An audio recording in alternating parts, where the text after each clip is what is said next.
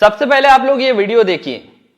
हमारे यहां अगर इस दुनिया में भारत में हिंदू धर्म का अगर जनाजा निकलते हुए देखना है तो किसी हिंदू की शादी में चले जाओ। शास्त्र कहता है सूर्यास्त के बाद वेद के मंत्र पढ़े नहीं जा सकते। तुम राक्षसों की तरह अर्धरात्रि में विवाह कर रहे हो। अरे वो काल कुछ और था जब मुगल तुम्हारे यहां थे। रात के अंधेरे में बहु बेटियों को उठाकर ले जाते थे, दिन के उजाले में ले जाते थे, तो रात में छुप छुप करके अंधेरे में विवाह कर दिया करते थे। अब कौन मुगल और कौन अंग्रेज तुम्हारे पीछे पड़ा है? क्यों नहीं तुम सूर्यास्त के पहले विवाह करते हो, अभिजित मुहूर्त में करते हो? वेद तो वही कहता है। तो तुम्हें तो ये भी ज्ञान नहीं है। हिंदू धर्म का डंका लेके घूमते चल रहे हो, डंका पीट रहे हो हिंदू धर्म का। तुम्हारे विवाह में देवताओं का कितना अपमान होता है। अरे विवाह में दो प्रकार के कार्ड बनाओ। विवाह एक संस्कार है, विवाह एक यज्ञ है। अरे भैया खाने पीने खिलाने वाले के लिए एक दिन रिसेप्शन जो करते हो कर दिया करना, पर विवाह में बड़े लिमिटेड लोगों को बुलाया करो। अपने अपने परिवार, वो भी जो सनातन संस्कृति को मानते हैं, पवित्र रहते हैं। विवाह संस्कार में देवता आते हैं तुम्हारे द्वारा किए गए यज्ञ के भाग को लेने के लिए। अरे नाक पोंछते हुए, कान खुजाते हुए, पता नहीं क्या क्या करते हुए अगर तुम किसी को भोजन दो तो तुम्हारा बच्चा भोजन नहीं करता। ऐसे ऐसे आंख करके बच्चे को दो, छी मम्मी कितनी गंदी हो तुम। और देवता आते हैं तुम्हारे बेटे और बेटियों के विवाह में। वो एक यज्ञ होता है। कोई शराब पी के खड़ा होता है, कोई गांजा पी के खड़ा होता है, कोई गुटके खाए रहता है, चमड़े के बेल्ट पहने रहते हैं, जूते पहने रहते हैं। 3 घंटे तक दूल्हा उपवास नहीं रह सकता। कोई फूफा बन के पेप्सी ढकेल देता है, कोई जीजा बन के कोक ढकेल देता है। अरे आज 3 घंटे जो अपने सिया को, अपनी जानकी को पाने के लिए उपवास तक नहीं कर सकता, वो क्या पालेगा अपनी पत्नी को, धर्म पत्नी को? ये कोई विवाह है? ये कोई सनातन संस्कृति है? और इसी को तुम विवाह कहते हो। विवाह यज्ञ है, यज्ञ है। इसलिए हमारे यहां तलाक और डिवोर्स का कोई सिस्टम नहीं है। उनके यहां विवाह एक एग्रीमेंट है, आज हुआ है कल तोड़ देंगे। पर सनातन संस्कृति धर्म पत्नी और पति स्वामी इस प्रकार की एक संरचना है। विष्णु और लक्ष्मी बताया जाता उनको। तुम कौन सा विवाह कर रहे हो?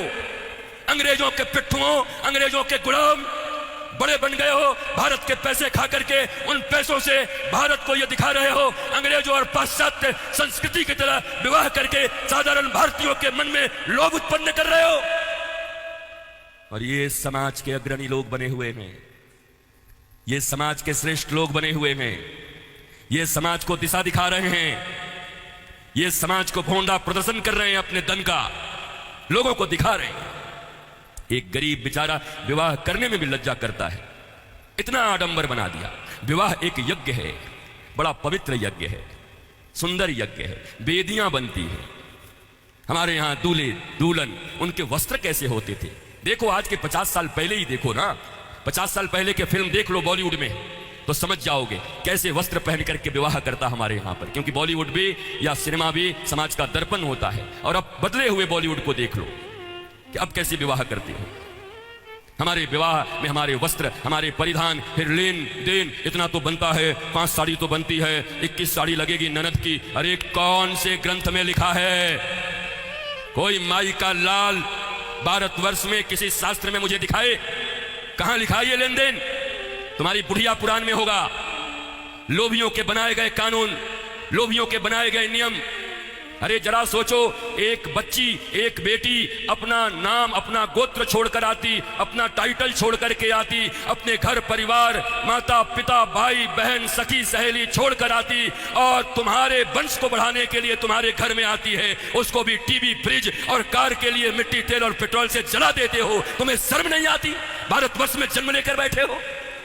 तुम्हारी बाजुओं और भुजाओं में अगर शक्ति है तो अपने पैसे से कार खरीद लो, अपने पैसे से फ्रिज खरीद लो। क्योंकि छोटी छोटी बच्चियों के पिता तो बचपन से उसके लिए खिलौना खरीदते रहते हैं। जब छोटी रहती है 5 रुपए का, थोड़ी बड़ी हो जाती है थोड़ा और बड़ा, थोड़ी बड़ी हो गई साइकिल खरीद लिया, थोड़ी बड़ी हो गई स्कूटी खरीद दिया, और बड़ी हो गई अच्छे घर के हैं कार खरीद दिया 5 लाख का, और एक दिन फिर जा करके 5 करोड़ में एक गुड्डा खरीद के लाके दे दिया। तो खरीदे हुए सामान की जो इज्जत होती है वही दूल्हे की भी इज्जत होती है। दूल्हा बिकता है, बोलो खरीदोगे?